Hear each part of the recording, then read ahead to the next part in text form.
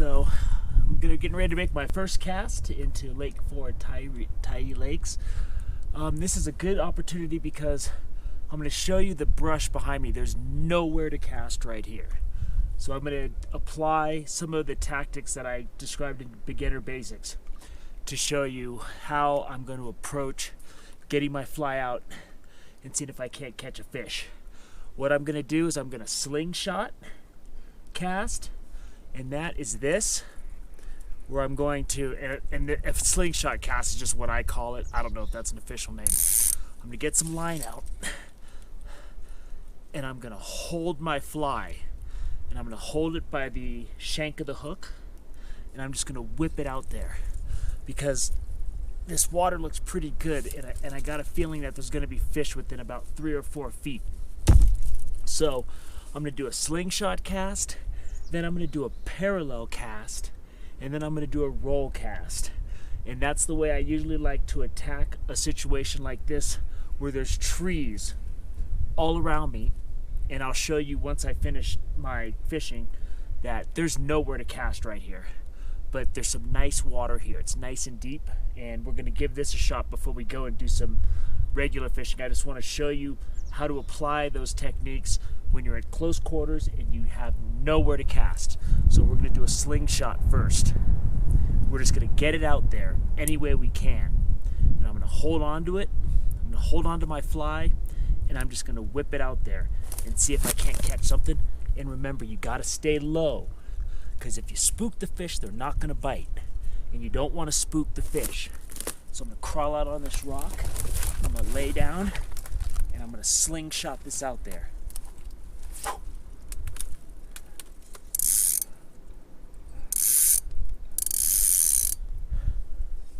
Then I'm going to parallel it, and then I'm going to get it out there a little bit, see if I can get something.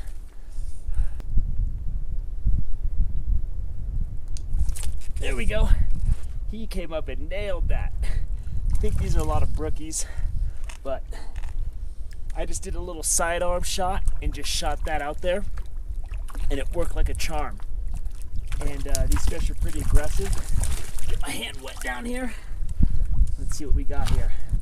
These are nice brooks. It's not huge. Hold down. Nice brook trout. Look at the colors on that baby. Get this guy back in the water. So I'm going to stay low here, and I'm going to stay hunched down by this rock, because you never want to get so close that you're spooking the fish. You want to do a stealth approach. Now this fly that I'm using is a nymph, but it doesn't have a bead head on it. So these fish are getting this guy right up on the surface, and I'm seeing him come up and nail it. Do a little roll cast. The shade's hitting down, and what we have here is some nice deep water. So what I'm going to do is I'm going to sneak up here and see if I can. Staying down low, and I got a little bit of room to cast parallel to the shore here. So what I'm going to do is I'm going to just stay nice and stealth, stay low, and I'm going to try to do my fan pattern so that I can get a couple fish out of this one spot. So that means I'm going to go this way, then that way. I'm going to stay low to the ground.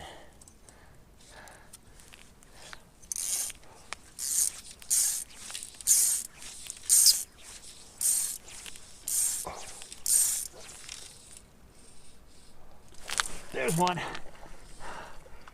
That didn't take long. Yeah, they're biting. This is a little better than that first spot, just because it's a little tougher because I can't get down to the water, but between this net I can get my hand wet on the net, and then I can handle the fish a little safer. But they're really feeding right now. So, beautiful little brookie, little 8-incher.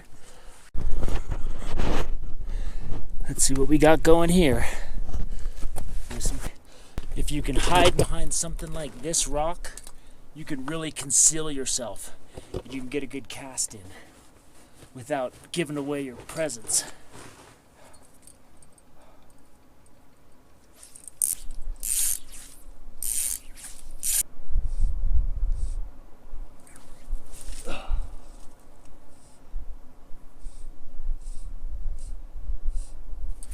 There's one.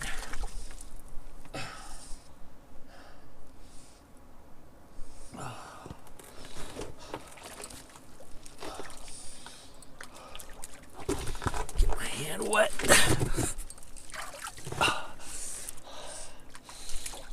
These guys are little, but they're not tiny, you know. They're decent brookies. Very colorful in true brook trout form. But see, when you use that rock to conceal your presence, you can really sneak up on them. And these trout, you can jumble around on these rocks and just nail one fish after another.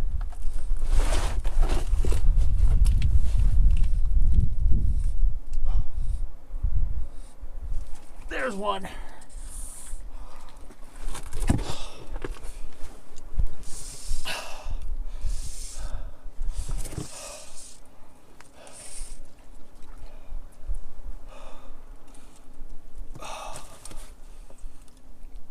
Brookie. So I'm letting this thing sink a little bit more because this fly doesn't sink as fast as a bead head. Ugh.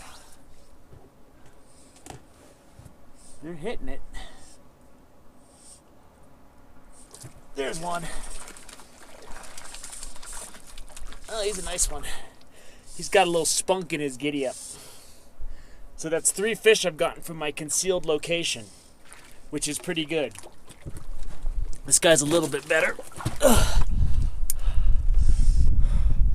This is when you want the fish to fall off. Nice little brookie. You know, these fish aren't big. Let's see what else we can get here. See if we can't get one more fish from this concealed location. This rock is so nice to lean up against. I figure, hey, it's comfortable. I got room to cast. I got good wind blowing right in my face.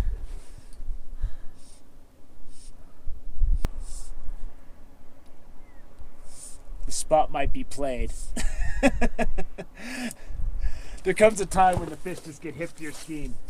Let's do a parallel cast right on these boulders and see if we can get something that's just hugging the shore. If you're looking to learn how to fly cast, these brook trout are the best because they're aggressive. So I started fishing around 5:30. It's around 6:30.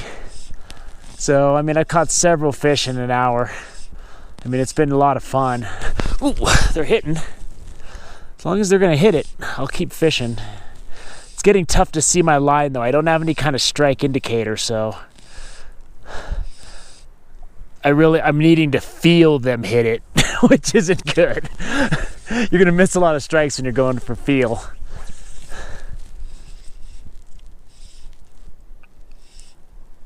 Because this bead head sinks pretty quick, and then I can get it a good... When you can't see your line, if there's too much chop on the water, what I do is I just do a quick retrieve. And if you do that quick retrieve, so once it gets close, I can see my line again, so I could slow things down and then see if anything's following it in. Apparently nothing was following it, so let's try a different direction. There's one. We could wrap the day up with one fish. This will wrap up a very good hour of brook trout fly fishing. We'll see if we can get some different species tomorrow. I read about browns and rainbows in this lake, and then I saw a local, and he told me it's brook trout. And I mean, the one thing good about brook... Oh, he came off. That was good.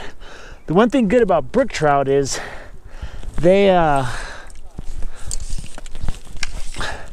The good thing about brook trout is they, you know, they're easy to catch, and when they're biting, you know. So let's see if we can get one more really quick. I always say I'm done, and then I catch a fish, and then I want one more. It's never enough.